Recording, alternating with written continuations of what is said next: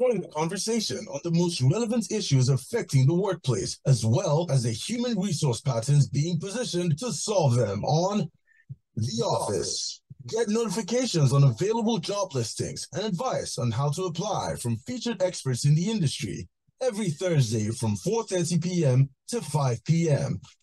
Only on Letshego 91.3.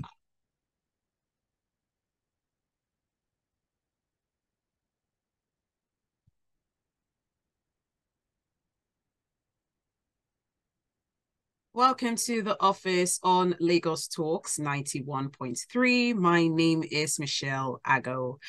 On the show today, as we always do every Thursday, we will be taking a look at the office and discuss ways to move your career to the right path while teaching and imbibing in you the right ethics to get you there.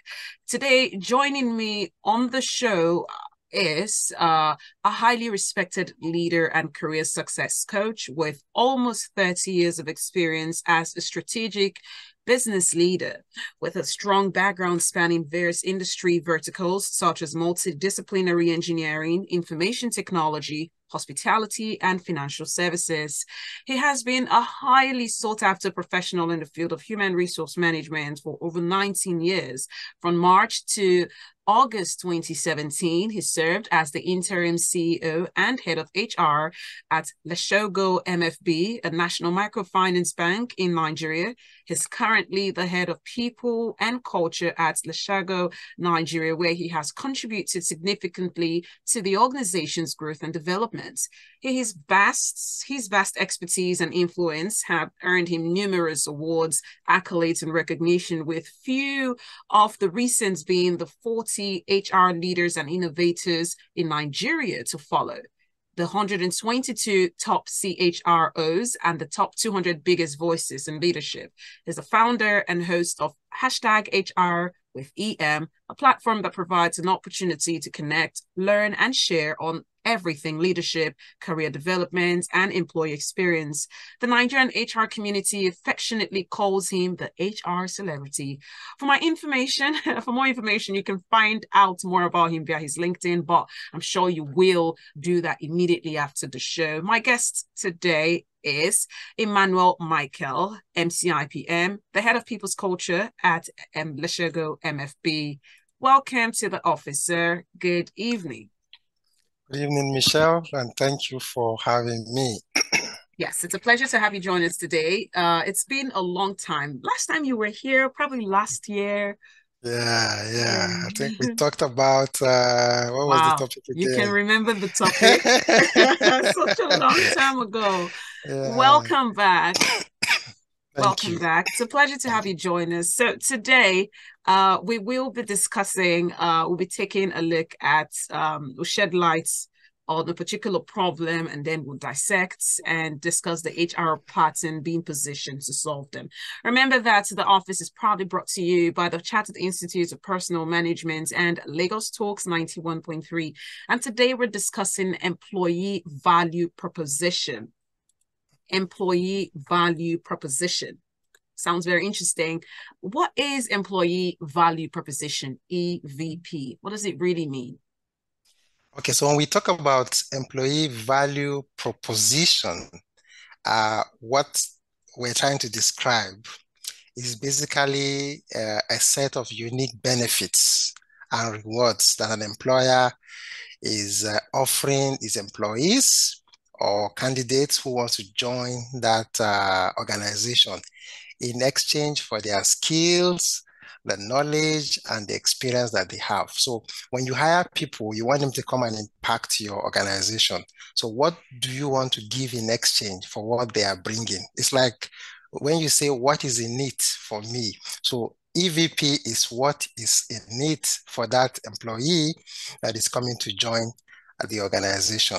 So this could, sometimes when you look at the advert, you see when an advert is placed, the employer will be talking about the type of compensation, how much they want to pay. Aside from the monetary benefits, some will talk about some other benefits, so which could include maybe medical benefits. There could be offer for, like today now, we have people working, organizations having a hybrid form of a hybrid mode of working. So some organization would say, okay, instead of you coming 5 days a week to the office, you can come 3 days and then you have 2 days to work from home.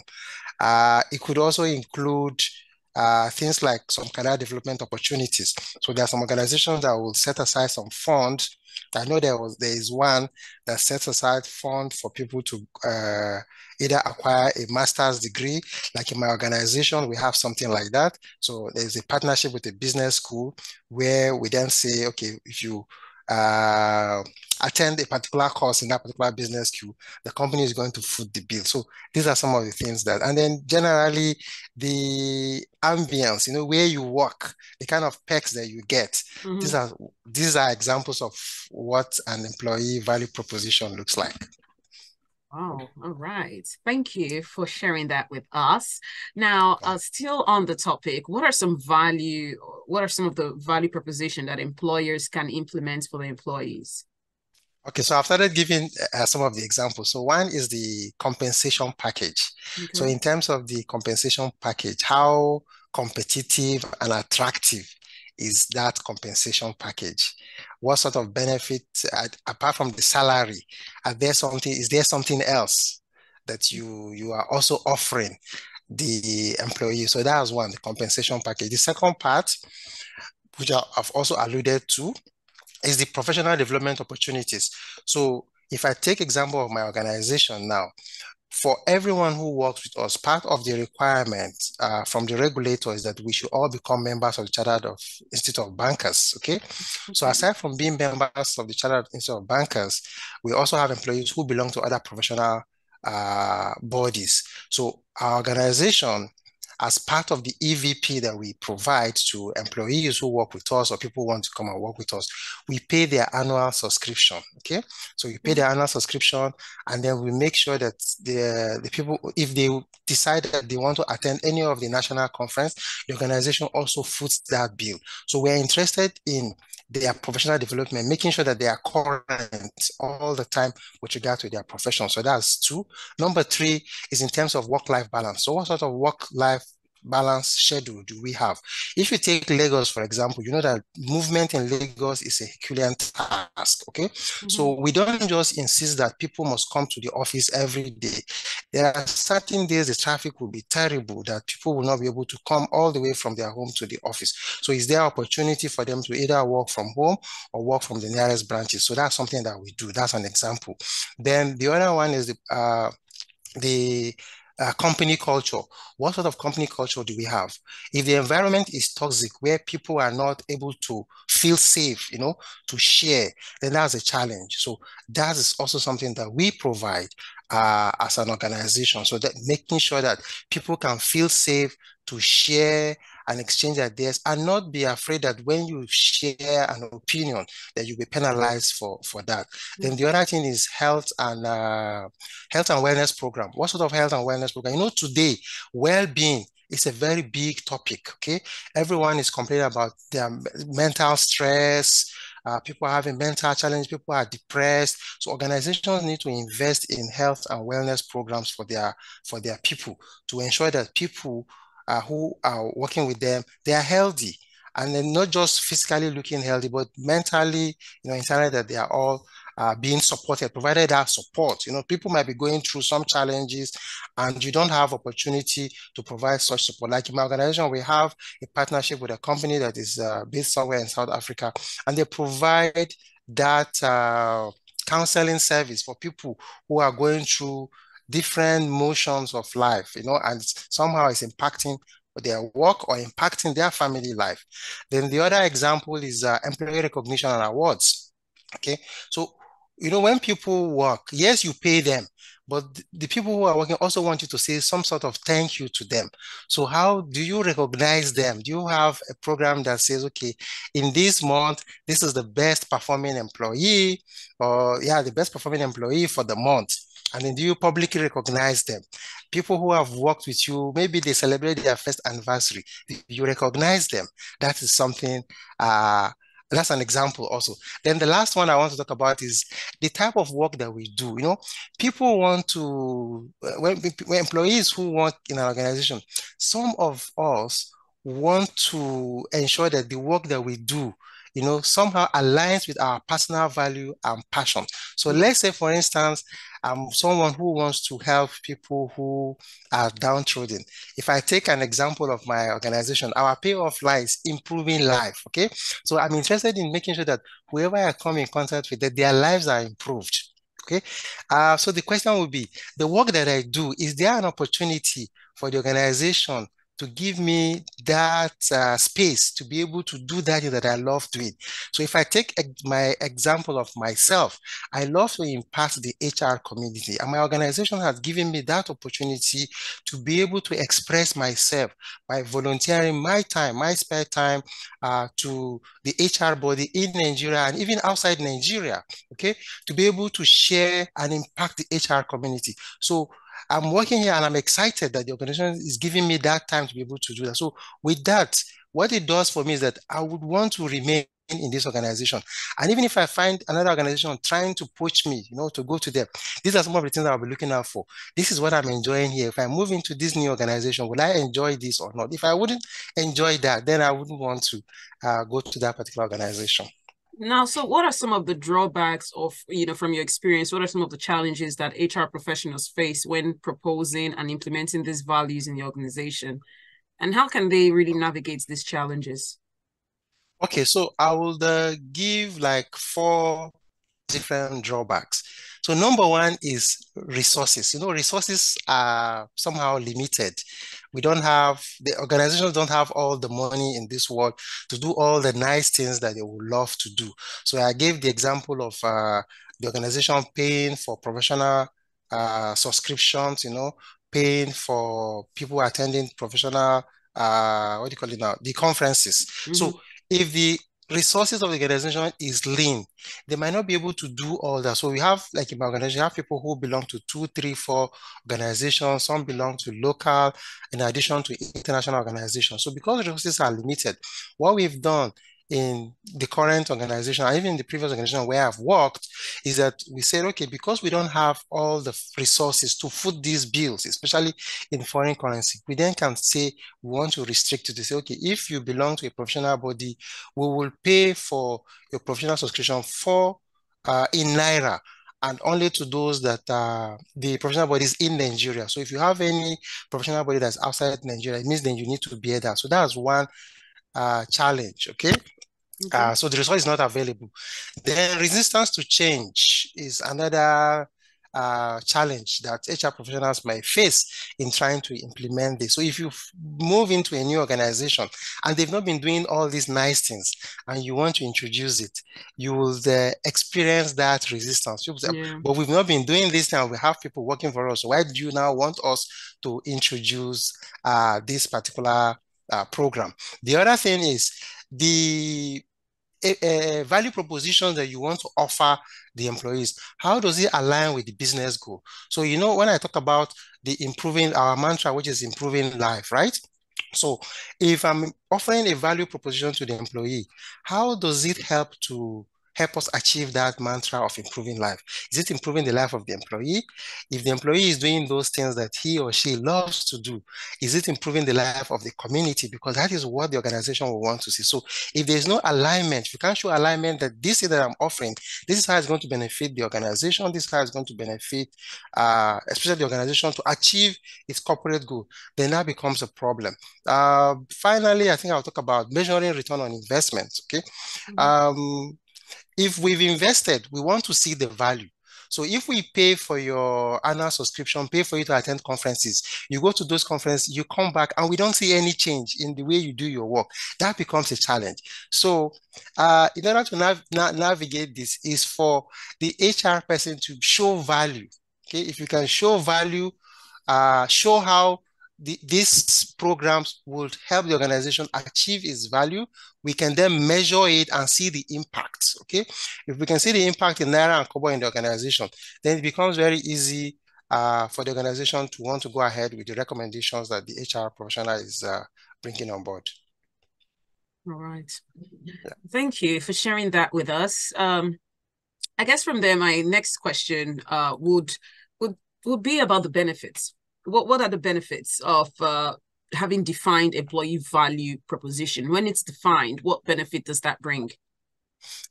Okay, number one, is it, when you have this EVP defined, published out there for people who want to join, and published internally for employees who are in the system.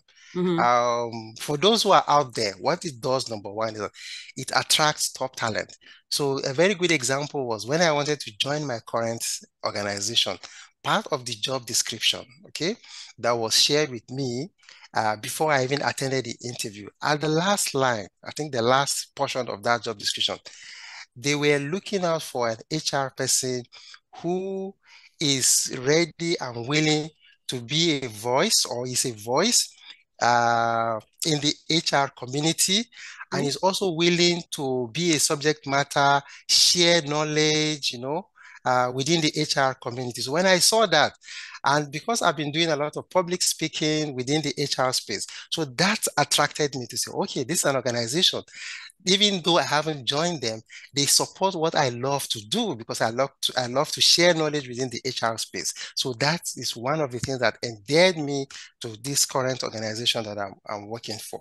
Then secondly, it also helps to retain employees. So if the organization is always responsible for paying your annual subscription, responsible for sending you to conferences, and sometimes these conferences might not even be just local, they might be international conferences. That is more like an annual vacation paid for you, So sometimes you might even want to go for these conferences and add some few days for yourself to rest, So it will help you wouldn't want to lose that benefit. So you want to stay within that particular organization. The other thing also enhances the employer branding. Okay, so this organization will want the world to see them as the best place to work. So this EVP that is being offered will help engender and actually showcase the organization as the best place to work. So that's a very good branding for the organization. Productivity will be high because I'm enjoying the benefits I'm getting. I'm happy. I'll be more committed to do my work. Okay. And when I'm committed to do my work, I wouldn't want to leave. And because I'm not leaving, what happens? It reduces the turnover cost for the organization. And not only does it reduce the turnover for the organization, I will invite my friends to come and work for this organization. So I will be referring people to say, this is the best place to work. I need you to come and join me. So these are some of the benefits. All right. Now you talked about branding. What does EVP have in common? That's the employee value proposition. That's EVP. What does it have in common with employee branding? Is there a relationship between both? Sometimes they are used interchangeably. Okay, they are closely. I would say they are closely related. So the EVP itself is like a total value package. Okay, that's why it's called employee value. So it's a package, and I've listed those packages. The compensation, the what you call it, professional development, career development programs that the organization have, the well-being program. So it's a total package that the organization is offering the employees in exchange for their skills and contributions, like I said. Right. Now, when we talk about branding, on the other hand, branding basically is the process whereby, you are creating and promoting a certain image for this particular organization. So you are creating, this is who we want people to know us. That is branding. Okay. We want people to know us as the employer of choice. And in order to be known as employer of choice, there are certain things that we do. So those things that we do that sets us apart as employer of choice is the EVP. So I would say they are closely related. Okay, they are. Yeah. Now, in your opinion, can a great EVP reduce attrition rates? Definitely. So I've shared already, what the EVP does is it helps to boost the morale, the loyalty, job satisfaction. It helps to improve the employee engagement. When employee engagement is high, automatically it means when we say engagement is high, what we're saying is that the employee is committed. Okay. And when you are committed to something, you definitely wouldn't want to just drop it off or just abandon it. So that commitment level helps to reduce attrition rates. And that is what the EVP does. So that EVP is that peck that makes you to be excited about the job.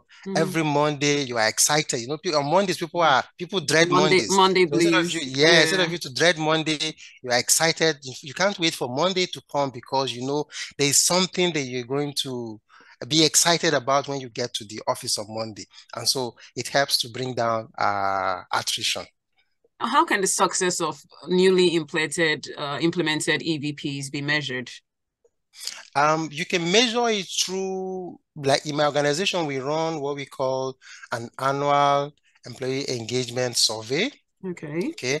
In some organizations, they call it employee satisfaction survey. I remember in one of the organizations where I worked before, when I was still in the hospitality sector. So we call it satisfaction survey.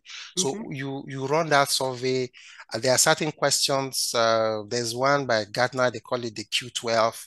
So when you run that survey, it's used to measure employee satisfaction or engagement. So if the score is high, some of the questions that are asked in that survey will try to measure your satisfaction with these specs that are offered by the organization.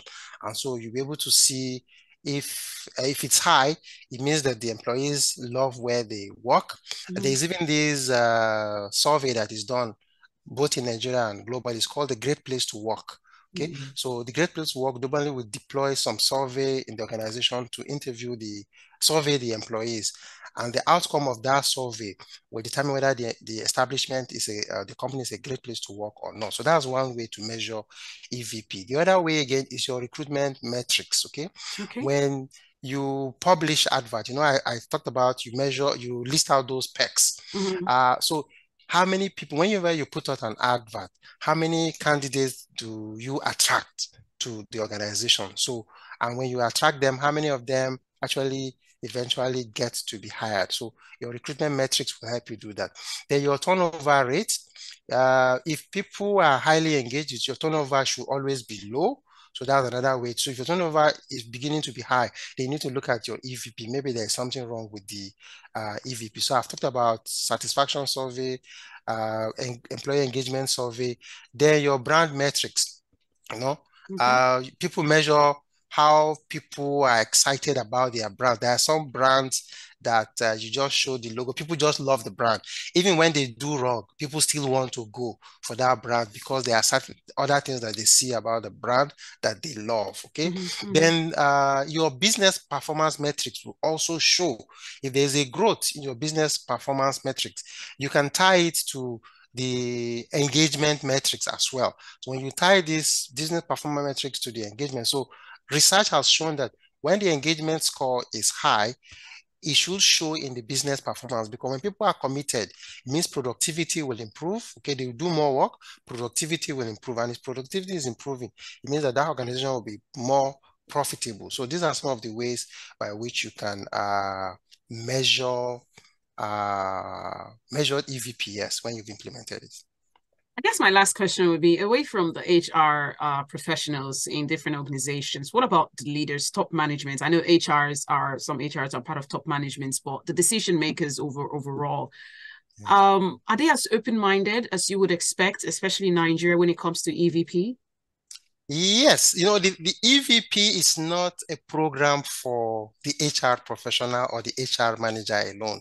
This is something that belongs to the whole organization. So in coming up or crafting the EVP for any organization, the management team will have to sit together, okay?